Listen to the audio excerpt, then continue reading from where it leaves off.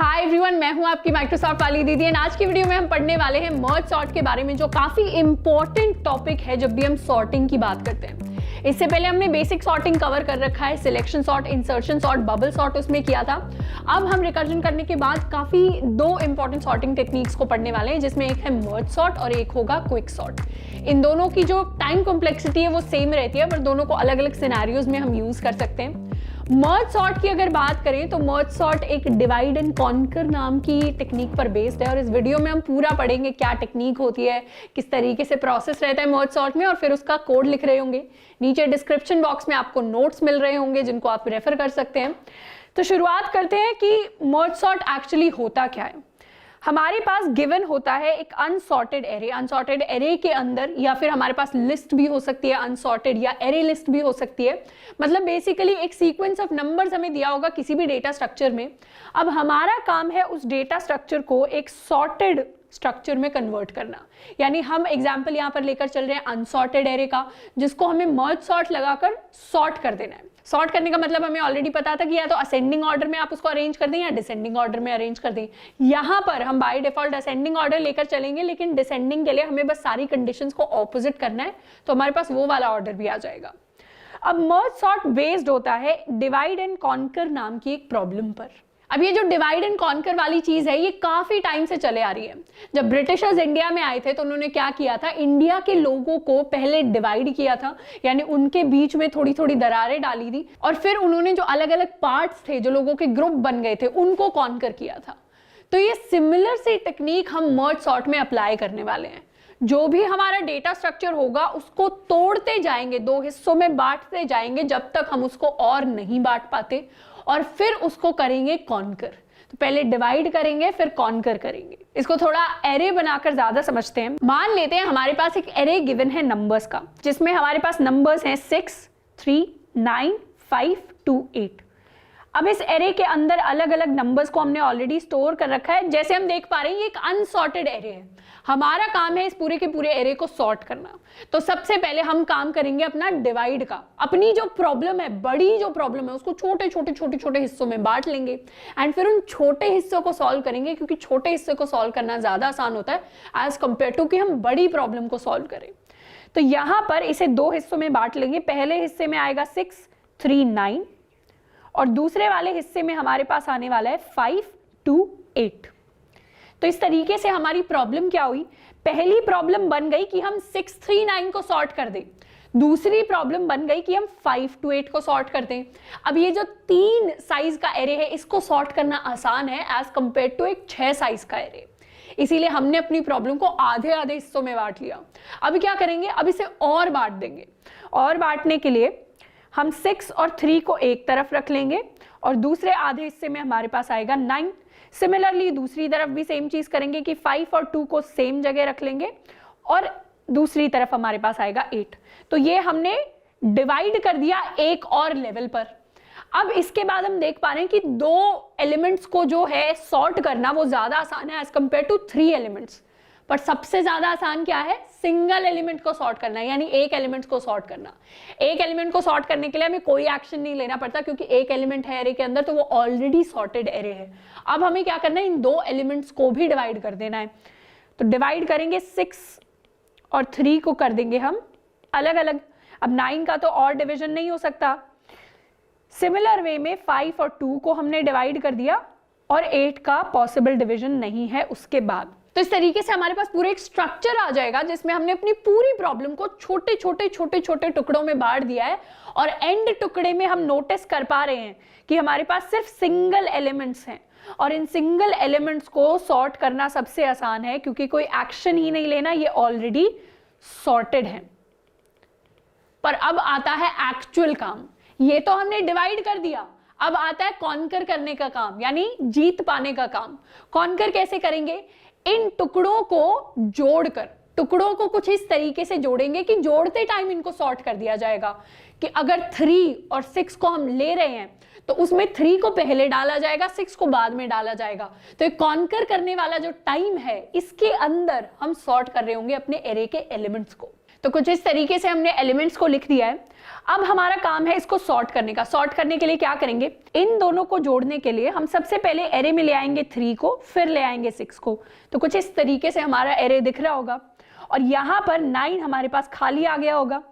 अब 5 और 2 को हम जोड़ने वाले, तो 2 को पहले ले आएंगे, 5 को बाद में ले आएंगे और इस तरीके से हम अपना एरे बना लेंगे। ये जो सॉर्ट करने वाला काम है इसकी भी हम अप्रोच को डिस्कस करेंगे कि एक्चुअली जो हमने कॉन्कर वाला स्टेप उठाया इसको हम किस तरीके से उठा रहे होंगे। पर बेसिक आइडिया यहाँ पर हम पहले समझ रहे हैं ताकि हम ये समझ पाए कि ओवरऑल अप्रोच क्या रहती है। यहाँ पर 8 वैसे का वैसा आ गया होगा। अब इन दोनों को जोड़ने के लिए क्या करेंगे, 3, 6 और 9 को सॉर्ट करेंगे। तो पहले आएगा 3, फिर आएगा 6, फिर आएगा 9। तो इस तरीके से ये हमारा एरे बन गया। अब इन दोनों को सॉर्ट करेंगे तो पहले आएगा 2, फिर आएगा 5, फिर आएगा 8। अब इन दो बड़े एरेस को सॉर्ट कर देंगे। तो यहां पर पहले आएगा 2, फिर आएगा 3, फिर 5, फिर 6, फिर 8, फिर 9। तो इस तरीके से हमारा जो फाइनल एरे होगा वो एक सॉर्टेड एरे आएगा। यहां पर इतने वाला हिस्सा हमारा कॉन्कर का पार्ट होने वाला है, यानी यहां पर हमने जीत पाई है, यहां पर हमने सॉर्ट किया है और हमारा इतना हिस्सा जो है वो डिवाइड का काम करेगा, यानी अपनी प्रॉब्लम को छोटे छोटे हिस्सों में बांट दिया। छोटे हिस्सों में बांटा तो छोटे हिस्सों को सॉर्ट करके जोड़ना आसान है, उसके बाद उसके बड़े हिस्सों को जोड़ लेंगे हम, क्योंकि वो ऑलरेडी सॉर्टेड हिस्से होंगे। तो सॉर्टेड हिस्सों को जोड़ना आसान होता है, लॉजिक बिल्ड होता है क्योंकि सॉर्टिंग के बाद। अब यहां पर डिस्कस करें कि डिवाइड किस तरीके से कर रहे होंगे। अब इस प्रॉब्लम को थोड़ा और सिस्टमैटिक तरीके से समझे तो कुछ ऐसे तरीके का हमारे पास फ्लो बनेगा। तो ये होगा हमारी प्रॉब्लम का फ्लो। फ्लो में क्या हुआ, हमारे पास ऑलरेडी एक एरे था, उसको हमने 2 हिस्सों में बांटा। अब इसको हम कैसे अचीव कर सकते हैं, इसको अचीव करने के लिए हमें सिंपली क्या करना है, एक स्टार्टिंग इंडेक्स पास कर देंगे, एक एंडिंग इंडेक्स पास कर देंगे और फिर हर स्टेप पर मिड निकाल लेंगे। मान लीजिए शुरुआत में हमारे पास स्टार्टिंग इंडेक्स क्या था इस एरे का, 0। एंडिंग इंडेक्स क्या होगा इस एरे का, 5। यहां पर इन दोनों का अगर हमें मिड निकालना हो तो मिड हम कह सकते हैं या तो 2 होगा या 3 होगा। 2 भी सेफ हम कंसिडर करते हैं कि 2 होगा, यानी पहले वाला ले लेते हैं जब भी ऑड होगा। तो मिड हमारे पास आ गया 2। अब 2 हिस्सों में डिवाइड करना है तो क्या होगा, यहां पर स्टार्टिंग इंडेक्स आएगा, यहां पर मिड आएगा, यहां पर आ जाएगा मिड +1 और यहां आ जाएगा हमारा एंडिंग इंडेक्स। तो कुछ इस तरीके से डिवीजन हो जाएगा। अब इस स्टेप के लिए ये मिड जो है ये है हमारा एंडिंग इंडेक्स। तो यहाँ पर स्टार्टिंग इंडेक्स है 0 और एंडिंग इंडेक्स होगा हमारे लिए 2।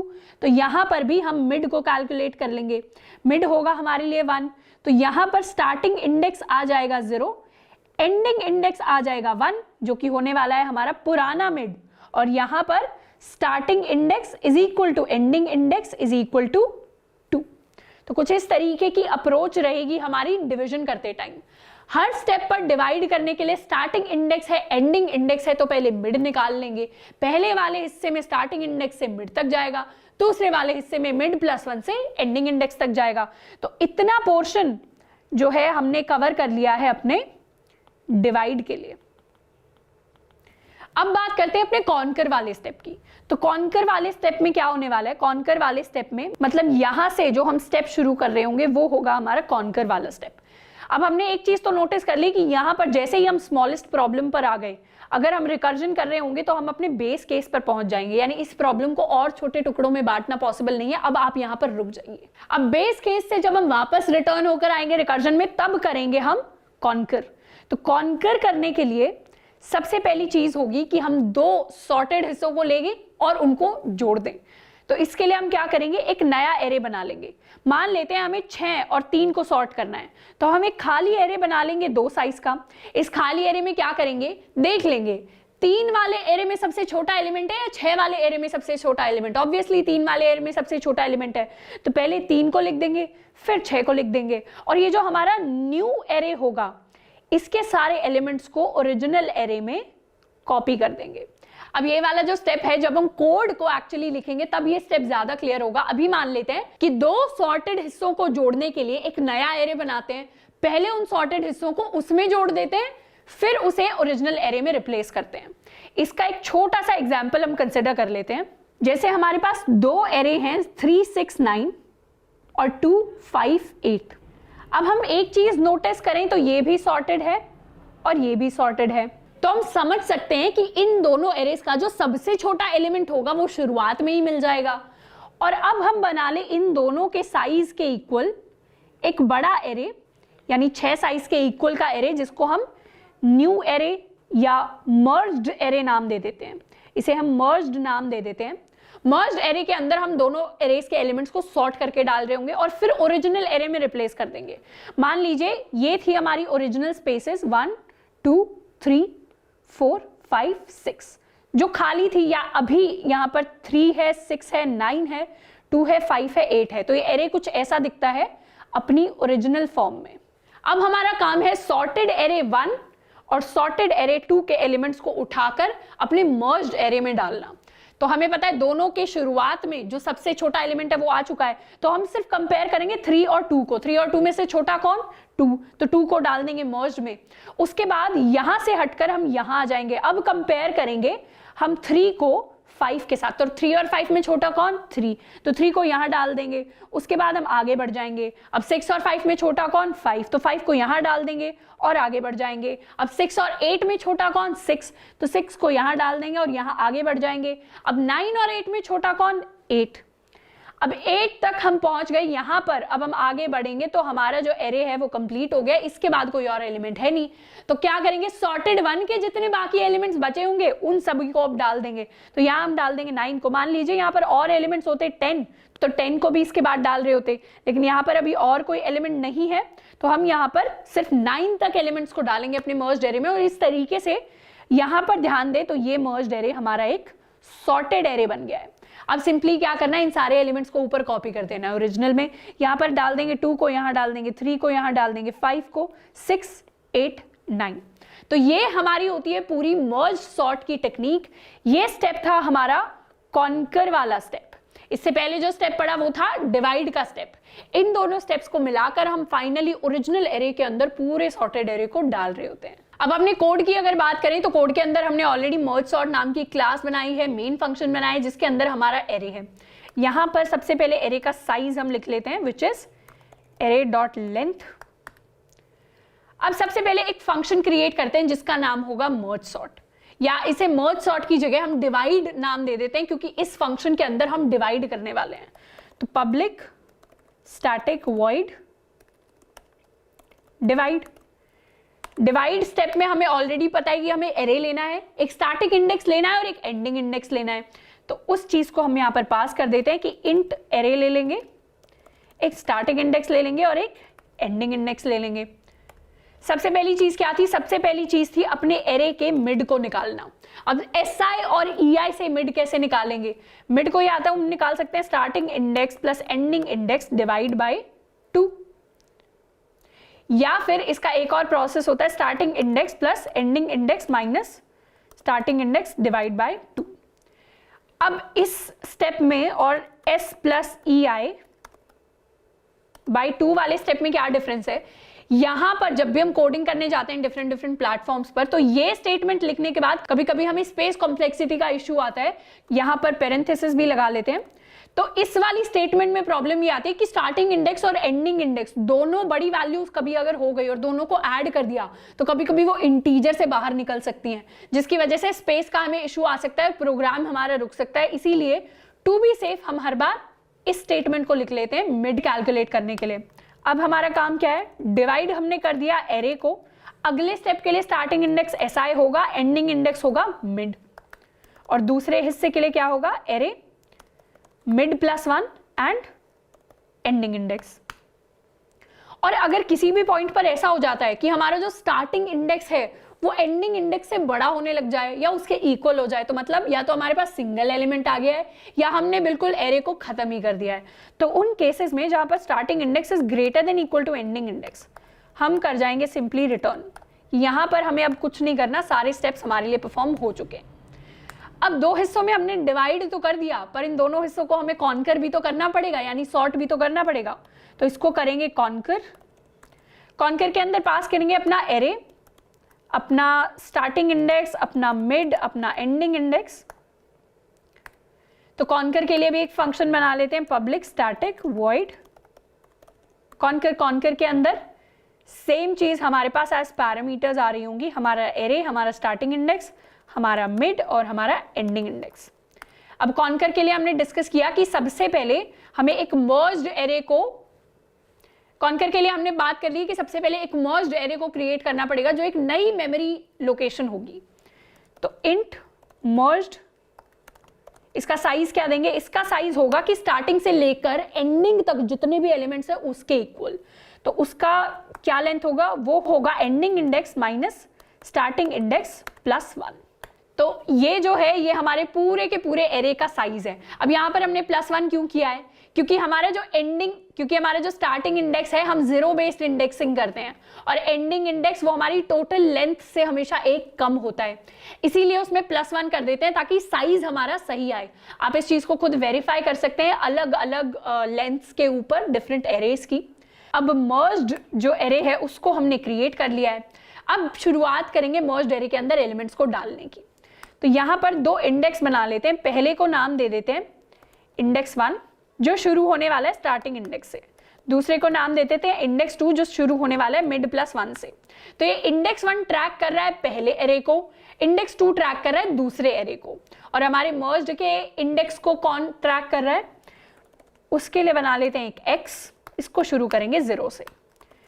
तो जब तक हमारा जो इंडेक्स 1 है वो less than equal to mid रहता है एंड जब तक हमारा index 2 less than equal to हमारा एंडिंग इंडेक्स रहता है, तब तक हम क्या करेंगे, तब तक हम सॉर्ट करते जाएंगे।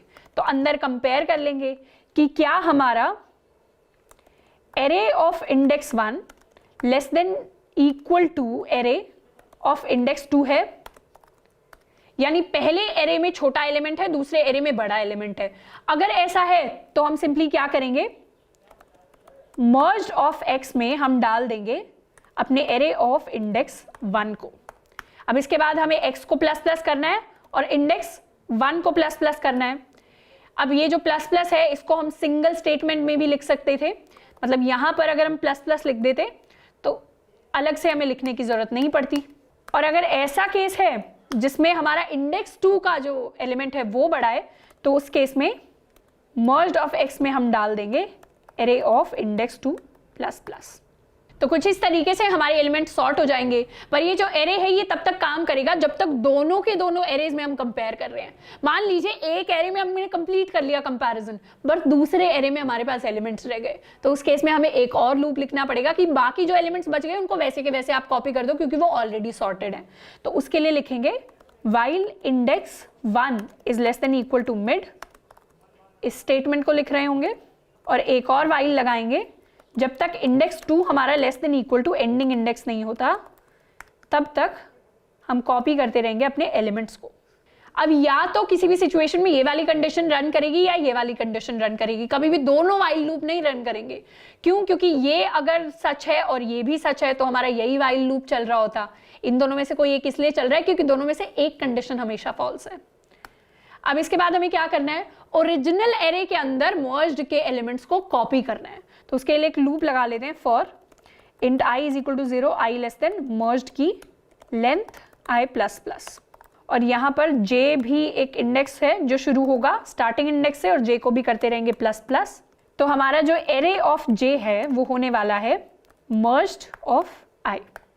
तो कुछ इस तरीके से हमने एलिमेंट्स को यहाँ पर सॉर्ट कर लिया और फिर ओरिजिनल एरे में कॉपी कर दिया। तो ये हमारा कॉन्कर का स्टेप भी कंप्लीट हो गया है। ये हमारा डिवाइड का स्टेप है। ये हमारा एरे था मेन फंक्शन के अंदर, और अब हम कॉल कर लेंगे यहाँ पर डिवाइड को। डिवाइड के अंदर पास कर लेंगे एरे। हमारा स्टार्टिंग इंडेक्स 0 होने वाला है, एंडिंग इंडेक्स होगा n-1। ये इंपॉर्टेंट चीज है कि हम n-1 पास कर रहे हैं, n नहीं पास कर रहे, क्योंकि स्टूडेंट्स कभी कभी गलती कर देते हैं, n पास कर देते हैं, उसकी वजह से कंडीशंस थोड़ी बहुत हमें चेंज करनी पड़ जाती हैं। तो फाइनली जो भी एरे बन जाएगा उसको कर देंगे प्रिंट। तो यहाँ पर हमने प्रिंट के लिए स्टेटमेंट्स लिख दिए हैं। इसको सेव करके एक बार रन कर लेते हैं। यहाँ पर इंट मिड होना चाहिए। तो रन करने के बाद हमारे पास जो आउटपुट आया दैट इज 2, 3, 5, 6, 8 एंड 9, जो कि एक सॉर्टेड वर्जन है हमारे ओरिजिनल एरे का। तो ये पूरे के पूरे मर्ज सॉर्ट के कोड को हमने लिख लिया है। अब इसकी टाइम कॉम्प्लेक्सिटी की बात करें तो यहाँ पर टाइम कॉम्प्लेक्सिटी होगी n log n। n log n किस लिए होगी? क्योंकि अगर हमें किसी भी एरे को डिवाइड करते करते करते करते सबसे बेसिक बेस केस पर आना है, यानी सारे सिंगल एलिमेंट्स आ जाएं 2-2 हिस्सों में बांटते हुए, तो वो कब आएंगे? जब हम log n बेस 2 का टाइम लगाएंगे। log n बेस 2 का टाइम लगाएंगे, अब उन छोटे हिस्सों को जोड़ना भी तो है और हर हिस्से को जोड़ने के लिए हमें n टाइम लगेगा, यानी जितना ही साइज है। लीनियर टाइम लग रहा है हमें सॉर्ट करने के लिए।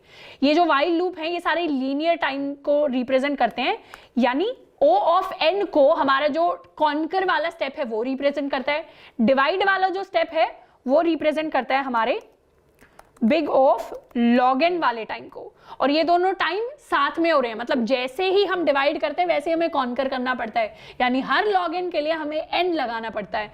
तो यहाँ पर टाइम कॉम्प्लेक्सिटी हो जाएगी हमारी big of n log n। अब क्विक सॉर्ट जो होता है, यहाँ पर हमें क्या करना पड़ा, हर स्टेप में, हर कॉन्कर में एक एक्स्ट्रा एरे बनाना पड़ा। क्विक सॉर्ट के अंदर सॉर्ट करने के लिए एक्स्ट्रा एरे नहीं बनाना पड़ता, वहां पर हमें एक्स्ट्रा मेमोरी की जरूरत नहीं पड़ेगी, वहां पर हम डायरेक्टली सॉर्ट कर पाएंगे n log n टाइम में ही। लेकिन वहां पर भी अपने कुछ कंस्ट्रेंट्स होते हैं कि वर्स्ट केस में थोड़ा बहुत प्रॉब्लम्स आती हैं टाइम कॉम्प्लेक्सिटी की, इसीलिए कुछ केसेस में क्विक सॉर्ट यूज करते हैं, जहां पर हम एक एक्स्ट्रा मेमोरी को यूज कर सकते हैं, एरे को यूज कर सकते हैं नए एरे को बनाने के लिए, सॉर्ट करने के लिए, वहां पर हम मर्ज सॉर्ट को यूज करते हैं।